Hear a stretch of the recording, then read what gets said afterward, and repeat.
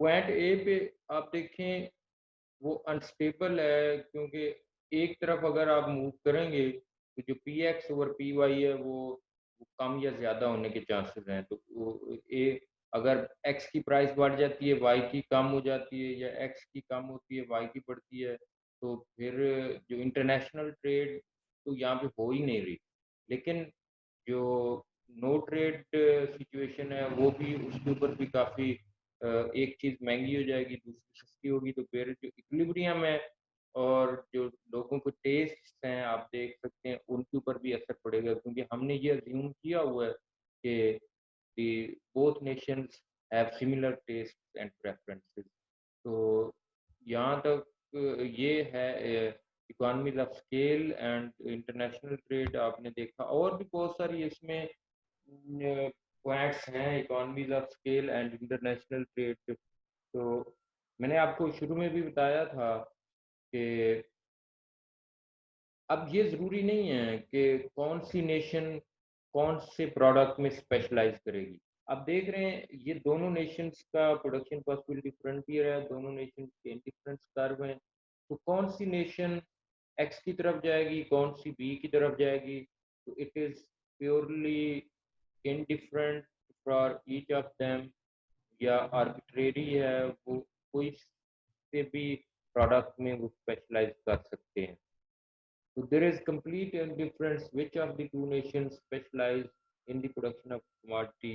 तो ये आप पढ़ेंगे तो ये हिस्टोरिकली डिटरमिन हो सकता है कि एक नेशन को लगता है कि हम इसमें अच्छे हैं तो हम इसमें ये वाली चीज़ बनाएंगे, तो दूसरी नेशन एक हिस्टोरिकली वो दूसरे साइड पे चले जाते हैं, तो अल्टीमेटली एक एक्स में स्पेशलाइज कर जाती है और दूसरी वाई में।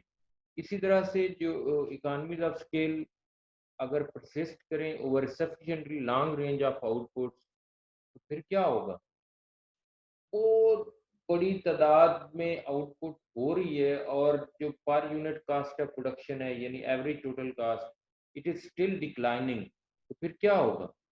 फिर इट विल लीड टू, या it will result into the monopoly और ओलिगोपोली। तो फिर क्या होगा? One or a few firms in the nation will capture the entire market for a given product, leading to monopoly। तो आप देख रहे हैं एक, अब जैसे जैसे एक्सपैंड कर रहे हैं प्रोडक्शन को, आपकी पर यूनिट कास्ट कम से कम हो रही है, कम से कम हो रही है, तो आपके जो कंपेटिटर्स हैं, या उस फर्म के जो कंपेटिटर्स हैं जिनकी कास्ट ऑफ प्रोडक्शन आपसे थोड़ी ज़्यादा है, तो उनकी survival in the market in the long run sufficiently आपके सामने है। It will be quite difficult and near to impossible. इसी तरह से sharp increase in international trade in parts and components through outsourcing and offshoring has become common, becoming the source of new and significant international economies of scale। तो over time आपने देखा होगा दुनिया के अंदर जो पार्ट्स की और कंपोनेंट्स की जो ट्रेड है, वो इसी इकोनॉमीज ऑफ स्केल की वजह से ही मुमकिन हुई है। तो ये एक बहुत बड़ा सोर्स है, जो पार्ट्स और स्पेयर पार्ट्स या कंपोनेंट्स की trade because of international economies of scale, वो ऑफशोरिंग और आउटसोर्सिंग उसकी वजह से पॉसिबल हुई है। तो जो इंटरनेशनल इकोनॉमीज ऑफ स्केल हमें मिली हैं या वो आ रही हैं, तो वो आउटसोर्सिंग और ऑफशोरिंग की वजह से हैं। तो बहुत सारी कंपनीज, आगे चल के हम पढ़ेंगे कि ये आउटसोर्सिंग और ऑफशोरिंग क्या होती है। तो बहुत सारी जो बड़ी कंपनीज हैं उनको जहाज से एक कंपोनेंट, वो अगर बड़ी कंपनी है तो मेजर पार्ट्स वो अपने मुल्क में बना रहे हैं, लेकिन जो छोटे छोटे छोटे हिस्से हैं, कुछ पार्ट्स हैं, कंपोनेंट्स हैं, वो बाहर से इंपोर्ट कर लेते हैं। उसकी वजह ये है कि उनकी जो पर यूनिट कास्ट है, वो जहाँ पे उनको कम लेबर, सस्ती लेबर या कैपिटल मिलता है, वो वहाँ से वो चीज़ें या तो अपना एक वहाँ पे प्लांट लगा लेते हैं, या फिर उसको आउटसोर्स कर देते हैं किसी लोकल फर्म को। कहते हैं कि आप ये वाली मतलब कपड़ा है तो हमारे यहाँ वो जिप बनाने के लिए कह दें या पॉकेट्स। आपको यहाँ फैसलाबाद के अंदर भी आप देखते होंगे जो बड़ी फर्म्स हैं वो आउटसोर्स करती हैं मुख्तलिफ parts, small parts, large parts, ये गारमेंट्स के अंदर पॉकेट्स कहीं पे बन रहे हैं, धागा कहीं पे बन रहा है, वो लेकिन वो काम एक बड़ी फर्म के लिए कर रहे होते हैं। तो इससे क्या होता है, उनको इकोनॉमीज ऑफ स्केल अचीव करना वो बहुत आसान हो जाता है। और इसी ट्रेड की वजह से आउटसोर्सिंग और offshoring and it is sort of international trade, तो ये it has become a source of international economies of scale.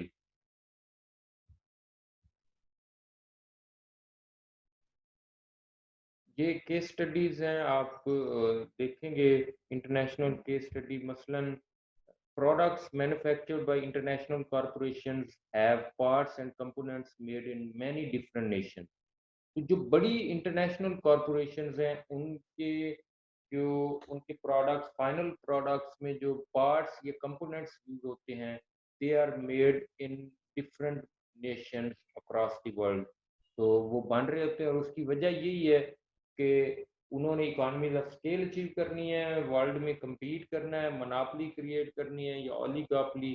तो इससे उनको फायदा हो रहा है और ये सोर्स है इंटरनेशनल इकोनॉमीज ऑफ स्केल का। अगर हम पिछले 10-15 सालों का दौरानिया देखें तो there has been a sharp increase in international trade in parts and components as well as in setting up of production facilities abroad. तो एक तो है कि कंपोनेंट्स और पार्ट्स की ट्रेड, और दूसरा है प्रोडक्शन फैसिलिटी को ही आप उधर वहां पे सेटअप कर देते हैं, जिसको हम बोलते हैं ऑफशोरिंग। ये आगे इसकी डेफिनेशन भी आ जाएगी। तो these have been the source of new and significant international economies of scale.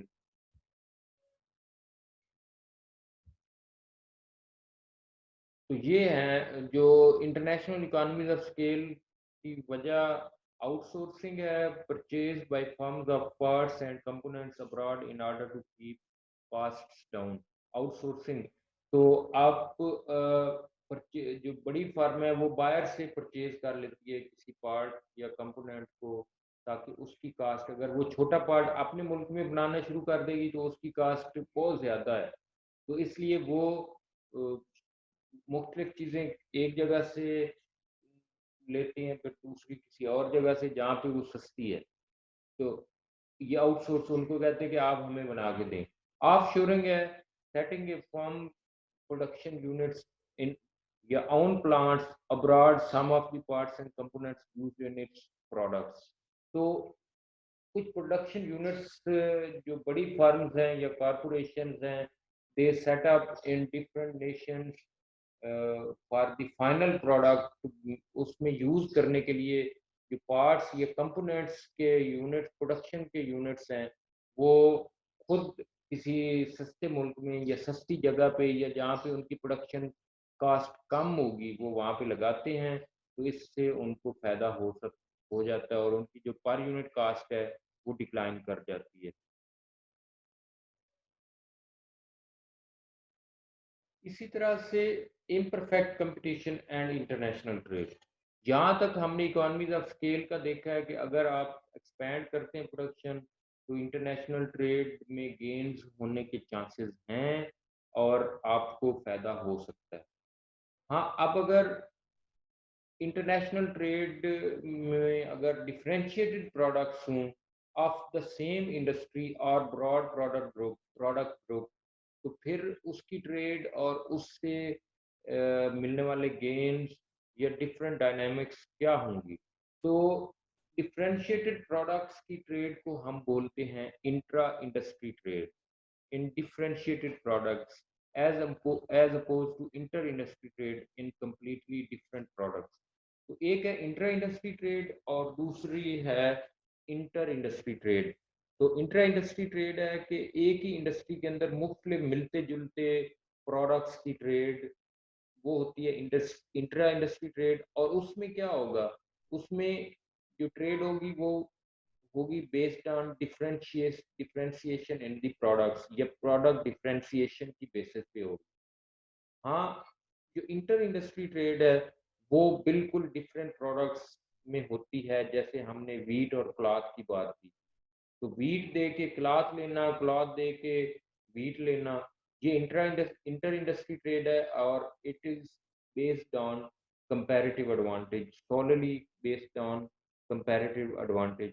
तो it allows economies of scale in production. जो डिफरेंशिएटेड प्रोडक्ट्स हैं या इवन इंट्रा इंडस्ट्री ट्रेड जो है, इट इंट्रा इंडस्ट्री ट्रेड जो है, it allows economies of scale in production.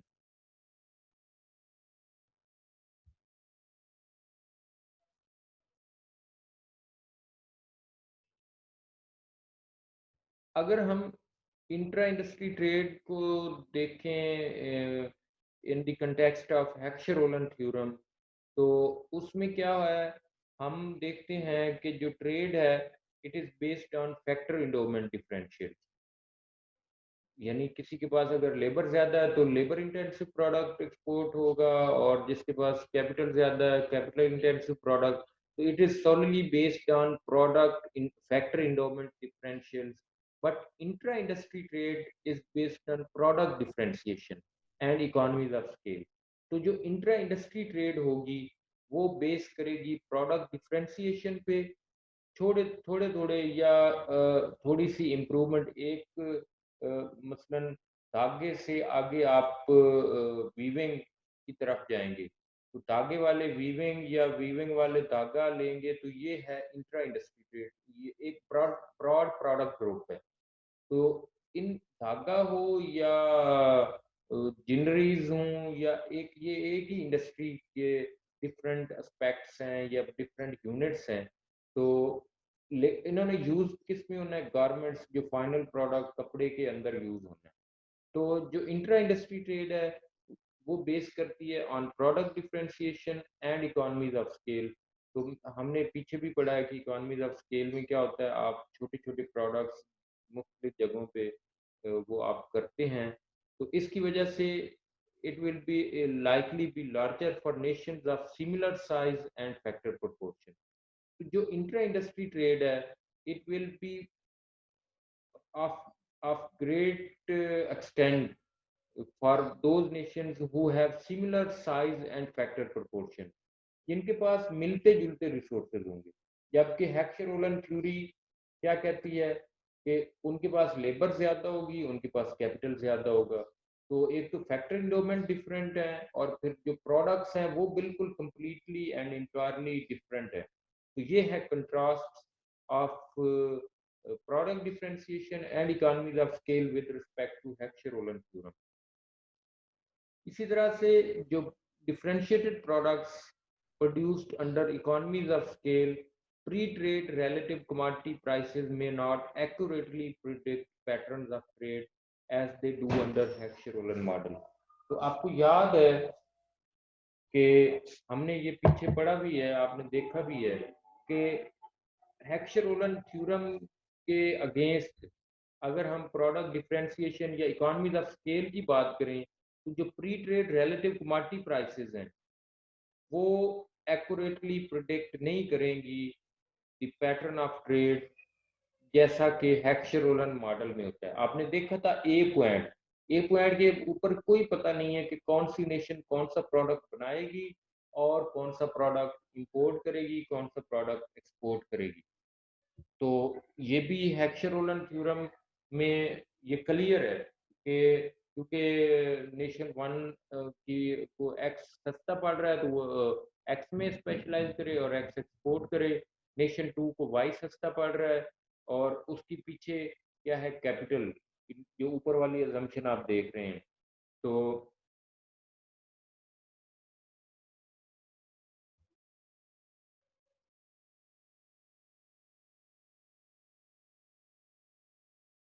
तो Heckscher model में ये पता हो लग जाता है एक्यूरेटली कि what will be the pattern of trade. लेकिन प्रोडक्ट डिफरेंशिएशन और इकोनॉमीज ऑफ स्केल के अंदर आप प्रिसाइजली नहीं बता सकते। वो हिस्ट्री पे डिपेंड करता है या हिस्टोरिकल परफॉर्मेंस पे। अदरवाइज इकोनॉमीज ऑफ स्केल ये प्रोडक्ट डिफरेंशिएशन में आपको आइडिया नहीं होता। आपको याद है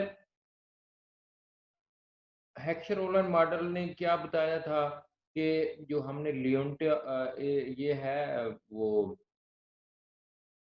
अ, वो हमने पढ़ा था जिसमें returns to factor owners, Stolper Samuelson theorem, ये हमने पढ़ा था, आपको याद होगा। तो जो हेक्सर मॉडल है, it predicts that trade will lower returns of nation scarce factor.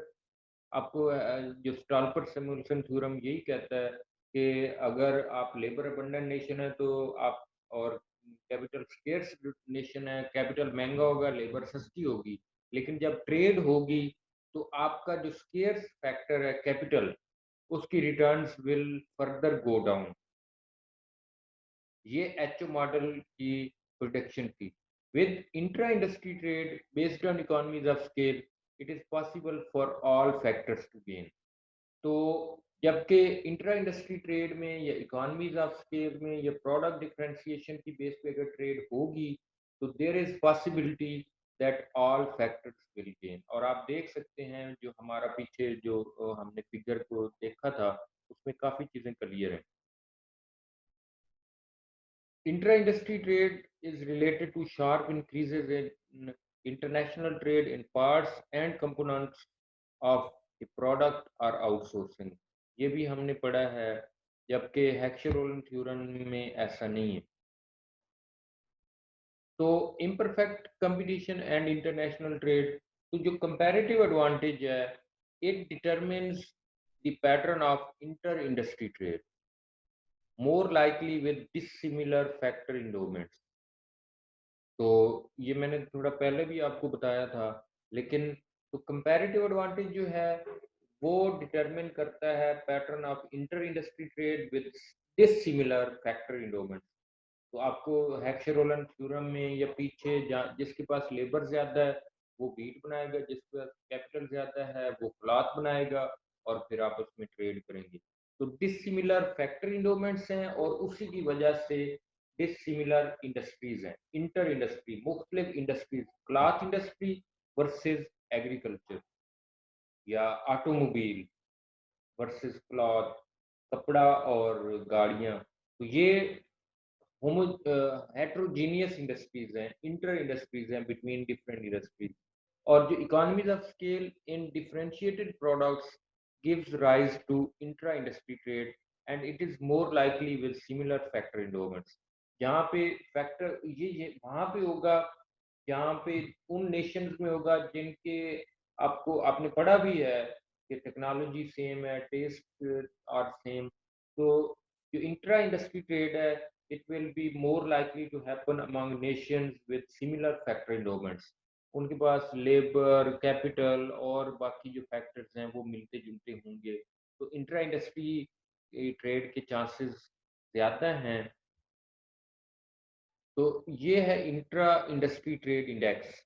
आप इसको इंट्रा इंडस्ट्री ट्रेड इंडेक्स में आप ये देख भी सकते हैं, T is equal to 1 - x - m/x+m।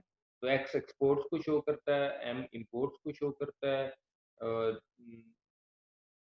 जो न्यूमरेटर इज एब्सलूट वैल्यू, हम इसकी एब्सलूट वैल्यू को यूज करते हैं। हमने नेगेटिव साइन या नेगेटिव साइन को हमने इग्नोर करना है। तो जो टी की रेंज है वो 0 to 1 है। टी अगर 0 होगा तो there are imports or exports of the good।